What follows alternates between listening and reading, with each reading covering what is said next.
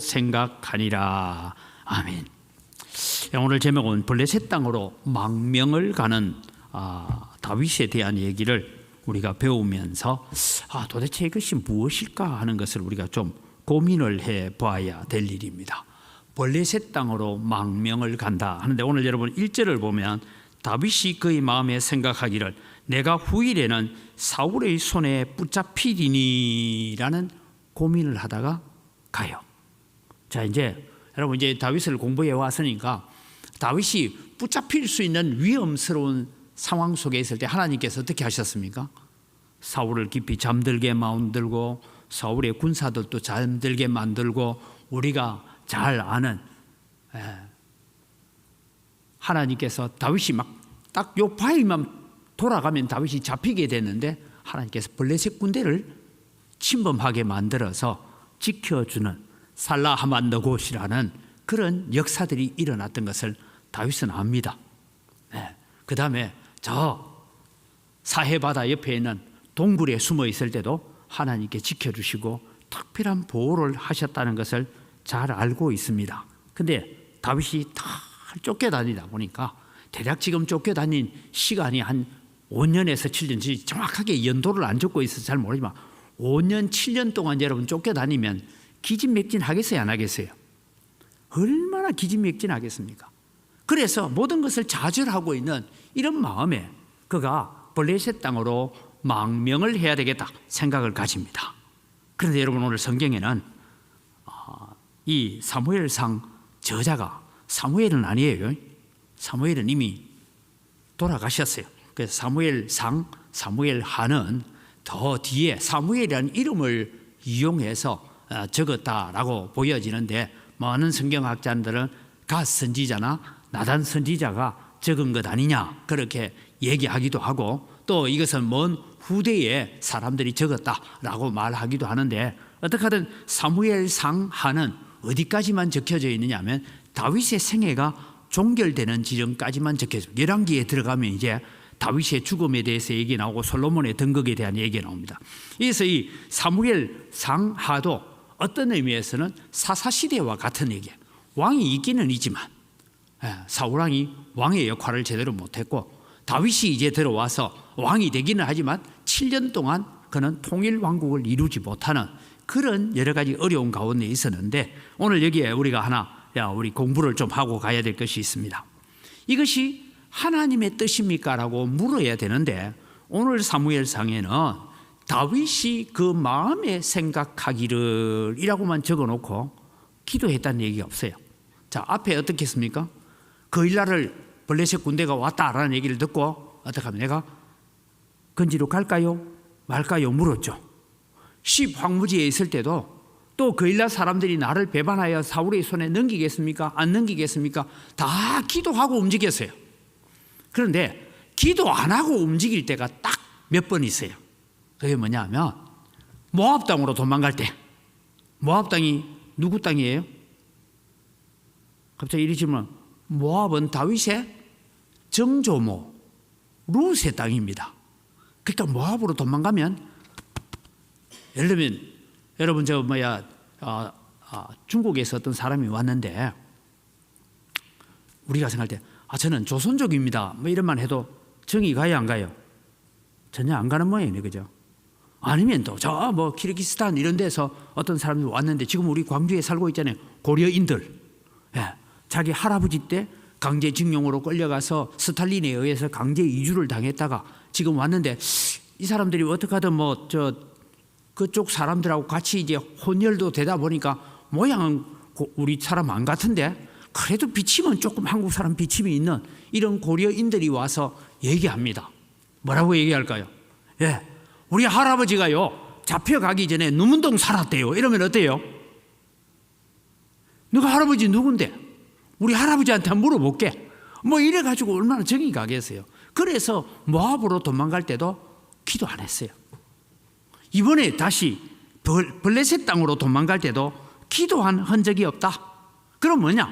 자기 생각, 자기 연민에 깊이 빠지다 보니 하나님 앞에 기도하기보다는 자기 생각에 빠져서 블레셋으로 도망가는데 후일에는 내가 사울의 손에 붙잡힐 것이다 라는 이 생각이 강했어요. 그러나 여러분, 하나님께 지금까지 하나님께서는 다윗을 사울의 손에 넘기지 아니하셨더라라는 얘기가 있는데도 불구하고 내가 사울의 손에 넘겨지지 않을까라는 자기 연민, 자기 걱정에 사로잡히다 보니 블레셋 땅으로 망명할 계획을 세우게 되었다라는 이야기를 하고 있습니다. 사랑하는 성도 여러분, 우리는 어떤 어려움이 있고 환란이 있어도 여러분, 우리는 기억해야 됩니다. 하나님께서 오늘 또 우리를 지켜주시고 오늘 오전에도 우리를 업어주시는 하나님, 그 하나님이심을 믿으시기 바랍니다. 저도 제가 인도네시아에 있을 때는 여러분, 예를 들면 있습니다. 한국에서도 여러분 구금되거나 뭐 가택연금되거나 혹은 감옥에 가면 두려운데, 그죠? 제가 인도네시아에 있을 때도 이민국, 거기는 이제 법무부가 하는 감옥이 아니고 이민국 감옥에다 갇혀본 적이 있어요. 비자 문제 때문에. 왜냐하면 목사 비자를 내주지 않으면서 교회는 해야 되고, 그런 일이 있을 때 제가 마음에 어떤 생각이 들면, 하나님께서 좋은 것을 주실 모양이다. 그런 기대를 갖고 기도를 하고 있으니까 저를 이제 감시하는 간수가 날 저보고 아침에 자고 일어나면 세수를 하고 샤워를 하고 이러면은, 저보고 이제 그 사람들은 그래요. 이슬람 사람이지만은 그래도 목사는 존경합니다. 그래서 목사를 보고 그냥 함부로 야 뭐 이래 안 해요. 또한 이래 불러요. 쉽게 말하면 어르신 뭐 이런 식으로 부른, 선생님 이래 부릅니다. 부른데 이런 얘기예요. 걱정 안 되느냐고 이래요. 그래서 제가 그러죠. 무슨 걱정? 그러니까 지금 정부에서 당신을 강제 추방하려고 하는데 걱정 안 되느냐 하길래, 야 제발 강제 추방 좀 해라. 왜? 강제 추방 당하면 제가 한국에 들어오면 아마 이슬람 나라에서 선교하다가 강제 추방됐다 하고 인천공항에 뭐가 걸리겠어요? 그때 아마 이성진 집사는 저를 알았으면 현수막 들고 안 나오겠습니까? 그죠? 환영, 귀국 환영 뭐 이래가지고 감옥살이 하다가 뭐 그래서 그래 될 거다 이러니까 이 친구가 또 위에 보고를 했는지 어쨌는지 그 다음부터 또 그 질문 안 해요. 그런 과정을 겪었어요. 그런데 여러분, 오늘 우리가 기억해야 됩니다. 우리가 일어나는 일들 가운데 너무 우리 자기 연민, 자기 걱정, 자기 생각에 사로잡히지 않았으면 좋겠다. 왜? 하나님께서 다윗을 사울의 손에 넘기지 아니하셨더라라고 성경은 적고 있는데, 다윗은 걱정하기를 내가 사울의 손에 붙잡히면 어떡할까 고민을 했다는 거죠. 두 번째 볼까요? 블레셋 땅으로 망명을 결정합니다. 망명을 결정하면서 내린 것은 사울이 포기할 것이다, 그렇게 생각했습니다. 그런데 여러분, 사울의 손에서 벗어나니 그보다 더 두려운 일이 기다리고 있었습니다. 그것이 뭐냐 하면 다음 자막을 보면 이렇습니다. 가드 왕 아기스에게 망명 신청을 했는데, 가드라는 지역이 어디냐 하면 가드는 골리앗의 고향입니다. 이건 몰랐죠, 그죠? 간다고 갔는데 어디 갔어요? 골리앗의 고향에 갔어요. 그럼 골리앗이 누구 때문에 죽었다는 거 알아요, 몰라요? 근데 여러분, 우리가 자기 연민, 자기 고민하다가 결정한다는 것이, 혹시 이승님 바둑 좀 두세요? 전혀 몰라요. 장기는 조금 뜹니까? 나중에 내가 한판 해요. 쉽게 말하면 바둑이나 장기 뜨는 사람들이 그런 얘기 하는 게 있습니다. 장고 끝에, 오랜 고민 끝에 악수를 둔다, 그런 말이 있어요.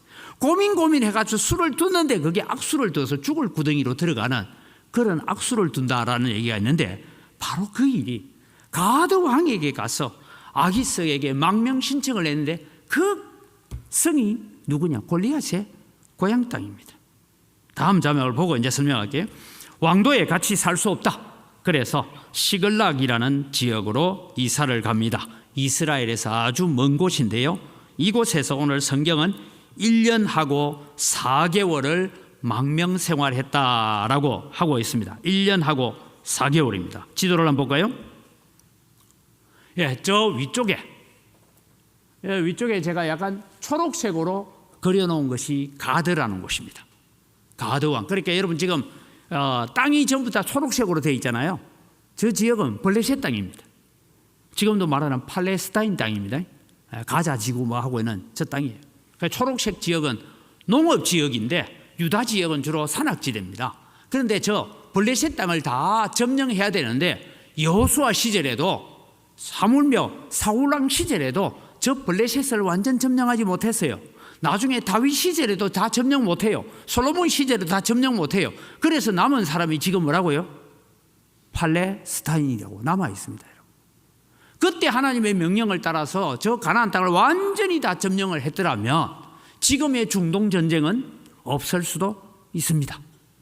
그런데 저 팔레스타인 지역, 즉 블레셋 지역을 점령하지 못한 저 위에 있는 초록색으로 걸어놓은 곳이 어디냐면 가드 땅이에요. 그런데 가드 땅에 있는데 이제 내가 작은 성읍을 하나 주십시오 하니까 밑에 빨간 줄이 있는데죠. 저 밑에까지 내려가는 게 저기가 시글락이라는 곳입니다. 왜 가드 왕은 이 다윗을 시글락까지 저 아래쪽까지 내려보냈을까? 여러분 우리가 보면 저 화살표 있는 바로 밑에 지역이 브엘세바 자막 보입니까?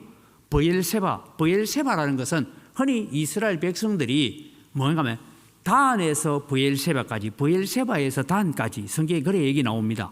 우리나라 말로 하면 할라에서 백두까지 그런 의미예요.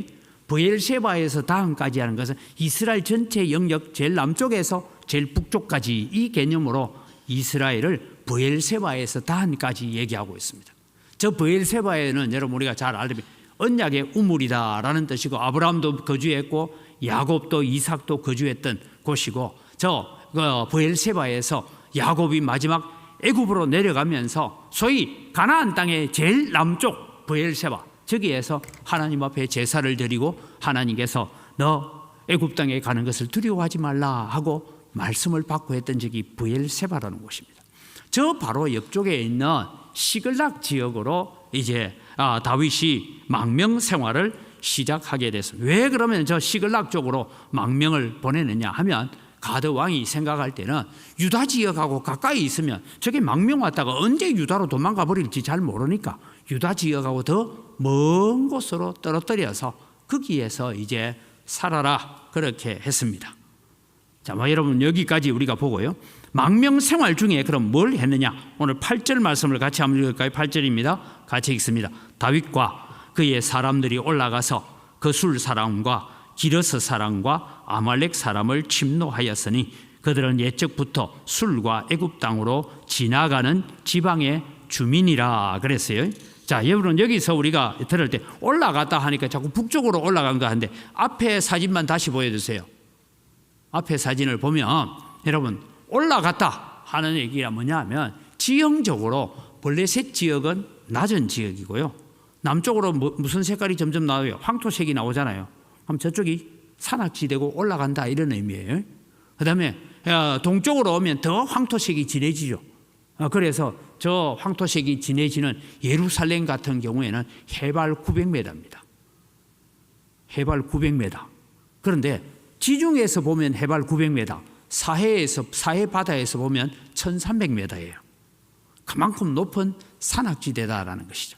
이런 지대를 이제 가지고 있는데 오늘 여기 나오는 이제 다음 글에 나오는 그술 사람과 기르스 사람과 아말렉 사람을 침노했다 했는데 제가 왜 저 아말렉 사람을 색칠을 해놨느냐 하면 여러분 이제 성경을 이미 다 읽으셨다 하고 제가 얘기합니다.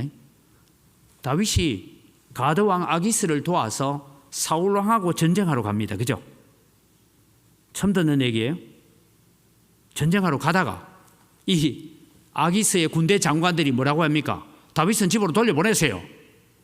왜? 저렇게 충성된 일꾼인데 하니까 만약에 전쟁터에서 갑자기 다윗이 우리의 적군이 돼가지고 사울하고 한편 되면 우리 안에 내분이 일어나서 우리가 어떻게 감당합니까? 그러니까 빨리 시글락으로 내려보내서 꼼짝하지 못하게 하세요.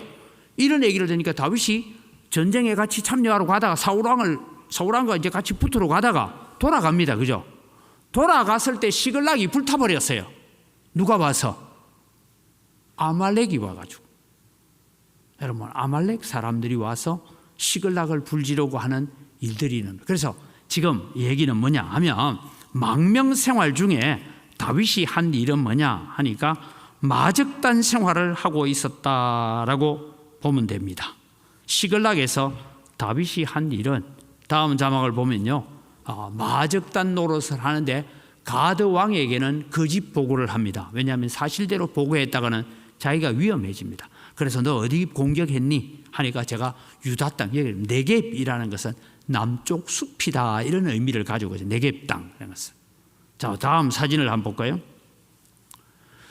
아까 제일 위쪽에 약간 진한 붉은 것이 가드 땅이라면 이제 아래쪽이 시글락입니다. 그 다음에 아말렉 땅이 밑에 있죠. 거술 땅이라면 저 옆쪽의 땅입니다. 그래서 주로 뭘 하냐면 가나안 땅에서 이집트로 가려면 어디로 가야 되면 아말렉 땅을 거치고 거술 땅을 거쳐서 가야 돼요. 그래서 주로 남쪽 지역에 있는 이 아말렉 족속이나 거술 족속이나 기르스 족속 같은 데를 공격하고 그 성에 있는 사람들, 어떻게 성경에 뭐라고 해요? 사람은 다 죽이고 짐승들만 빼앗아 왔다. 그리고는 빼앗아 오고 나면 또 아기새에게 상납을 해야 돼요. 성경에 여러분 다 안 적고 있지만 왜 아기새에게 보고하느냐 하면, 진짜 여러분 보세요. 저 위에 가드 땅이고 시글락에 살면서 보고 안 해도 돼. 그런데 보고 안 했다가는 어떻게 되겠어요? 너 어디 뭐 나중에 뒤늦게라도 듣고 너 뭐 어디 공격 갔다 왔다며 뭐 이러면 안 되니까 보고는 하면서 이번에 빼앗아온 물건들 중에 하고 이제 상납을 합니다. 상납을 하면서 너 어디 갔냐 하니까 유다 땅 남쪽 지역을 내가 공격하고 왔습니다. 이래 얘기를 하는 거예요. 거짓말을 하는 거예요. 그런 생활을 몇 년 했다고요? 1년 하고 4개월. 여러분, 이게 다윗이 성도로서 해야 될 일이 아니죠. 그죠?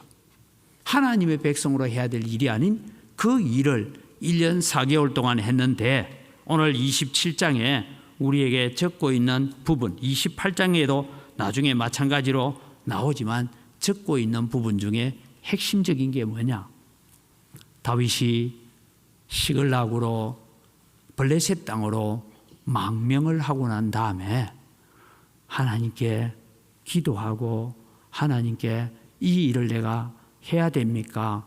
말아야 됩니까? 라는 기도한 흔적을 성경에는 적고 있지 않더라라는 겁니다. 여러분, 우리가 살아가면서 기도하고 살아갑시다. 기도하는데 하나님, 자, 제가 서류 다 만들어 왔습니다. 도장 찍으세요, 빨리. 하나님 뭐합니까? 빨리 도장 찍으세요. 그런 기도가 아니고, 하나님, 이것이 하나님이 기뻐하시고 이것이 하나님이 원하시는 일이고 이것이 하나님이 좋아하시는 일입니까? 제가 이 일을 꼭 해야 되겠습니까? 그런 질문들을 하나님 앞에 끊임없이 던져가는 삶이 되기를 바랍니다. 그래야 하나님의 은혜가 있고 하나님의 치료가 있고 하나님의 긍휼이 있다라는 것입니다. 거기서 여러분 시글락에서 다윗이 한 일을 우리가 바라보면, 아기스의 신임은 얻었지만, 사람의 신임은 얻었지만 하나님의 신임을 저버리는 삶을 1년 4개월 동안 살고 있었다. 그래서 어느 한 아말렉의 한 성을 침략했다는 것은 그냥 아말렉 전부 다를 침략했다는 것이 아니고, 아말렉의 한 성읍을 점령하고 거기에 있는 모든 것을 빼앗아 오고 해서 어떻게 보면 경제적으로는 부유할 수 있고 경제적으로는 넉넉할 수 있었을지 모르지만 하나님의 신임에서는 벗어나 있었다라는 것을 우리가 알 수가 있습니다. 그래서 오늘 우리가 교훈을 한번 생각할까요? 교훈입니다. 기도하지 않고 움직이면 더 큰 어려움을 만난다. 자기 문제, 자기 연민에 너무 깊이 빠지면 하나님의 위대하심과 크심이 보이지 않는다라는 걸 기억하십시오. 대표적으로 보면 이렇습니다. 부활하신 예수님을 2번 만났어요. 성경대로 하면 2번 만났어요. 3번째 만나는 때가 어디입니까? 갈릴리 호수였습니다. 밤새도록 고기 잡았지만 피리미 한 마리 잡지 못했습니다. 그런데 해변가에서 누가 외칩니다. 얘들아, 너희에게 고기 잡은 거 있냐?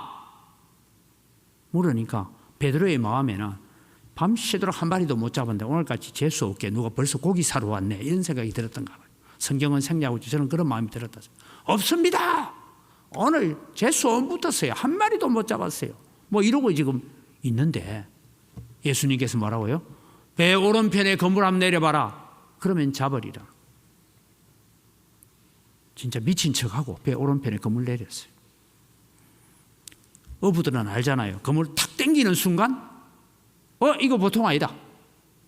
그런데 여러분, 베드로가 얼마나 자기 연민에 빠져 있었는가 하면 딱 땡기는 순간 이거 보통 아니다. 고기가 상당히 잡혔구나라고 느껴졌는데 옆에 있던 요한이 옆구리를 쿡 찌르면서 우리 표현을 하면 이랬습니다. 형님, 저 호숫가에 서 있는 분이 예수님입니다 라고 말할 때까지 베드로는 깨닫지 못했어요. 그런데 여러분, 이 경험이 언제 있었어요? 누가복음 5장에 보면 3년 전에 예수님이 베드로를 부를 때 똑같은 경험을 했습니다.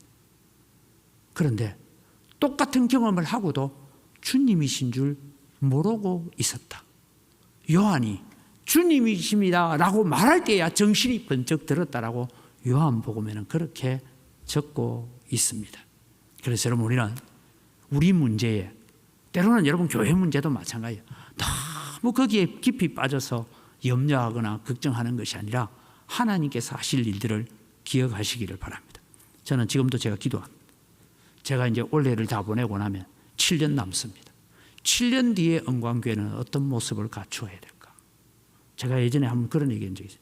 제가 90세 때 이제 지금 오늘 오신 이선 목사님이 35년생이니까 내년이 만 90이 되는 해거든요. 그 보니까 만 90까지는 설교하실 것 같죠, 그죠? 내년에도. 저도 뭐 주로 이렇게 덩치가 큰 분이 오래 못 살고 저처럼 조그마한 사람 오래 살더라고. 저도 90이 되면 그때쯤 은광교회가 어떤 모습으로 서 있을까를 기대하면서 일합니다. 당장 내일의 문제도 중요하지만 우리는 하나님께서 만들어 가실 먼 미래를 내다보면서 우리는 기도해야 되고 사역해야 되고 일해야 됩니다. 저는 지금 우리 오후 예배에 찬양단이 찬양을 하고 있는데 제가 꿈꾸는 건 하나 있어요. 그게 뭐냐 하면 예배당을 새로 짓고 나가면 오후 예배는 3대가 함께하는 예배를 드렸으면 좋겠다. 저 유치부 아이들부터 우리 할머니들까지 같이 찬양을 하는데, 그때는 찬양을요, 이런 찬양하면 안 돼. 그죠? 아이들도 함께 뛸 수 있고 어른들도 함께 춤출 수 있는 그런 찬양을 친하게 드리고 설교는 5분만 하고 찬양은 한 30분, 40분. 우리 저 다니엘 기도회 할 때 하듯이 그런 예배를, 뜨거운 찬양이 있는 예배를 오후 예배는 좀 했으면 좋겠다. 지금부터 그거 훈련하고 있는 거예요. 예, 우리 그 훈련을 지금부터 잘 해가야 돼요. 그래서 그런 훈련을 해서 우리는 그런 예배를 좀 드렸으면 좋겠다. 그래서 자기 문제 혹은 자기 연민 또는 내 앞에 닥쳐와 있는 문제에 너무 우리 깊이 빠지시면 안 되겠다라는 얘기입니다. 다음 교훈은 이런 것입니다. 사람의 신임을 받기 위해 노력하면 하나님의 신임을 얻지 못한다. 사람의 신임보다 하나님의 신임을 받는 성도가 되도록 애쓰시기 바랍니다. 우리는 하나님으로부터 인정받아야 됩니다. 사람으로부터 인정받으면 하늘나라 상급이 적다라고 해요. 물론 우리는 세상 사람들로부터도 우리는 인정을 받아야 해요. 그리스도인들은 저런 사람이다. 은광교회 성도들은 저런 사람이다. 인정받아야 돼요. 그것 자체를 반대하는 것이 아니라 오늘도 우리는 하나님으로부터 신임을 받기 위해서 애써야 되겠다. 왜? 아기스의 신임을 받았더니 결국 마적단밖에 안 됐다 이 말이죠. 그런데 하나님의 신임을 받고 있을 때는 여호와께서 사울의 손에 다윗을 넘기지 아니하셨더라. 그거잖아요. 우리는 그런 은혜의 삶을 살아갔으면 좋겠습니다. 우리 함께 기도 제목을 같이 보겠습니다. 같이